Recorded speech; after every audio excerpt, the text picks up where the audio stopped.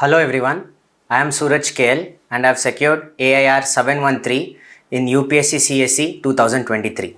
I was always influenced to give this exam by my parents. My father KB Lingraj, who is also in the government service, he works in GST, and my mother Geeta Raj have played a fundamental role in nourishing me, encouraging me, and giving confidence in me. It is their confidence after repeated failures still in me that helped me give this attempt as well. I gave a first attempt very half-heartedly. I was suffering from COVID, but still I decided, because I have my attempts is not counted, so I decided to give the first attempt where I failed by zero point 0.4 marks, the prelims.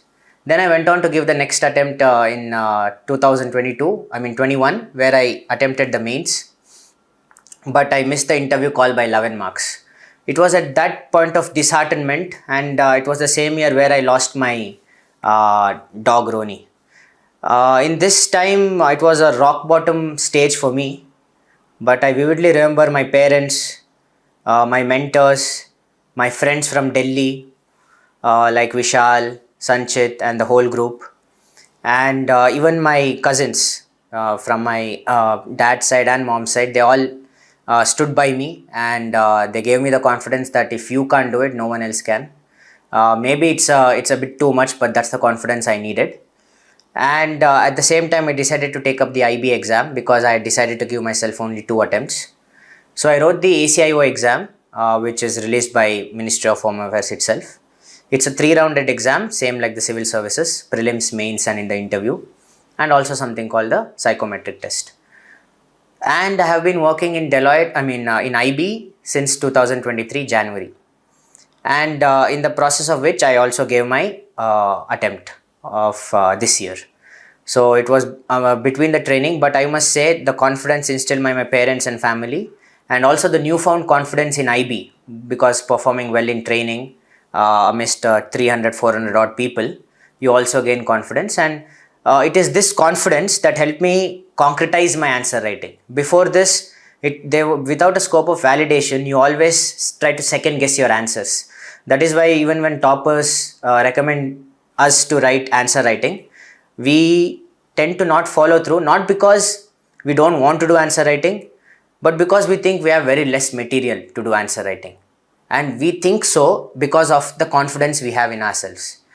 And it's this newfound confidence that helped me concretize my answer, made me write firm statements which I believe in, and that has actually helped me this time compared to last time. And also the interview process. Interview was people interaction and speaking came easy to me. That is the one forte I have, if I would say.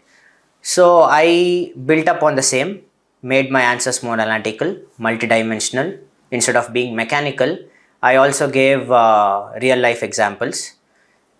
And with repeated failures, I even failed CSAT once in 2022. So this goes to say that, in the current scenario, if one is to say that do these things and you will definitely clear UPSC, it would be wrong to say something like that. But you can say do these things and you might clear UPSC.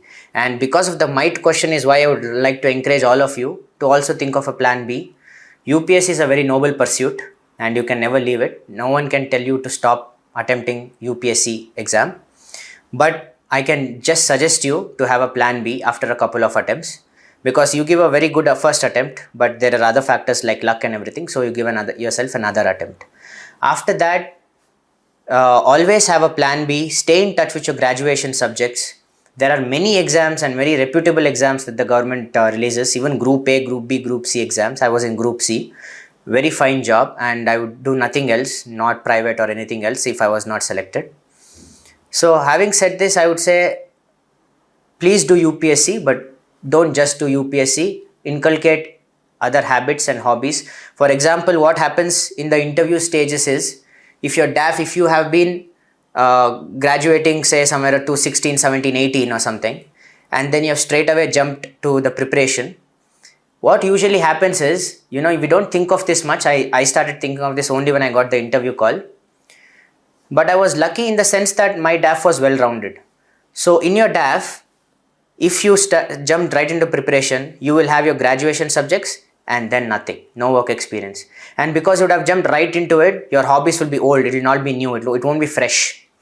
So because of a factor of these things, what will happen is the interview people, the panel will be forced to ask general or current affairs questions, which they have asked to many other candidates. So no matter how good an answer you give for such generalistic or current affairs question, they would have always heard a better answer. Chances are they would have always heard a better answer. So this is to not take away anything from those who don't have work experience. All I'm saying is, if not for work experience, have some hobbies, some groups that you're a part of, some service you're already doing even before becoming an officer.